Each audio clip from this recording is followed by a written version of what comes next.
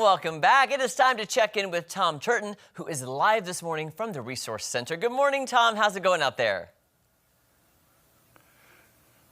Good morning, Jeremy. It's going fine because I've got Roy Rickstrew with me, your disability rep, and it is always good to see you. Always Likewise. learn something new, and this pertains to so many people in this area. We're going to talk about making claims, going in, kind of presenting your case. You don't just do this willy-nilly, just walk in and think, yeah, I know what I have to do.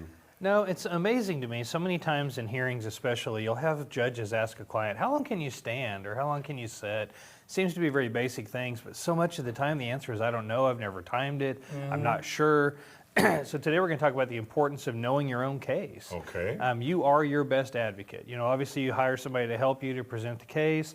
We don't know what life is like in your shoes, that Right. day to day. You have to kind of fill in some of these details about what reality of your case is, and it's important that you be prepared.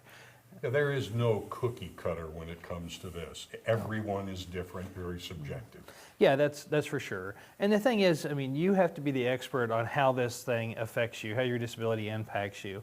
And so, you know, your symptoms and your emotional state are things that are important to know. I can ask you how often you have crying spells, but you have to be able to tell me how often that is. Okay. And you know, we have the best read ourselves as to how we function day to day.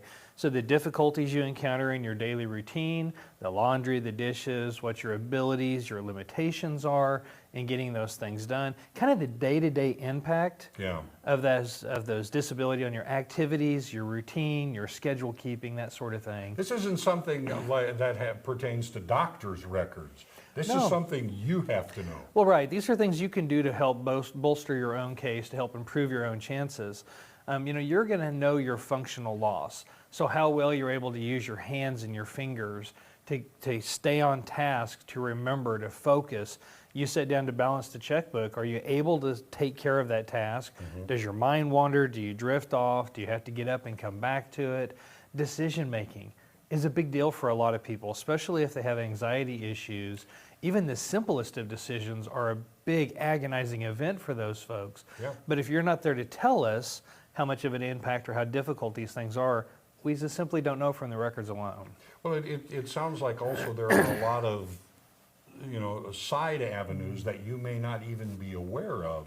It's like, yeah, I don't get sleep. But you don't necessarily, if you don't think about it or aren't helped through this, you don't necessarily know how that not getting a lot of sleep is affecting everything else. You're right. And what I tell people a lot of times is imagine you're the boss supervising yourself, right? Okay. Look critically at it, at the ways that you're failing. Look at it as if you are that employer saying, gosh, you know, he came in dreary and tired and upset again today. You know, if you kind of look at it from that boss's perspective, I think it helps us to be more aware of the limitations we have. And while we're talking about being your own boss, you know, at home we set our own timelines.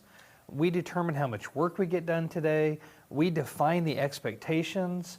And you know, what's acceptable to a person who's filing for disability and what may have been acceptable to them 10 years ago are different things, right?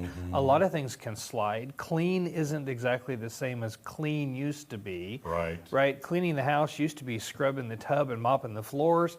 Maybe now it's picking the clothes up, right? Right. But if you're not there to kind of give us this idea of how those chores get done from this boss's perspective, how things have changed, how you've reduced your workload, those things are all very important to your case. Okay, it sounds like it's also important to maybe have an extra set of eyes or an extra mind that's thinking about these different things. Well, it is, and this kind of brings us to the things that we don't want to admit. I mean, maybe you're skipping showers, maybe you're re-wearing the same clothes, maybe you're skipping a bunch of chores, the house isn't as clean we talked about, maybe it's paper plates because you dropped too many dishes, right? It's important that you kind of step back and look at this from a third person perspective. All right, there seems like a lot of things to cover, and that's, of course, why you look for someone who has expertise in this field. So if people want to get, you know, maybe a few answers to questions they might have, or at least be able to understand more about this, how do they get a hold of you? Well, you can click the QR code there in the corner of the screen. That goes to a scheduling app. You can set an appointment on my calendar, or just the old-fashioned way. Give me a ring, 417-812-6698.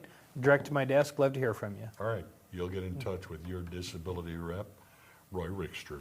Back to you. All right, thanks so much, Tom. Okay, now let's check in with Mo 811 to find out why it's important to call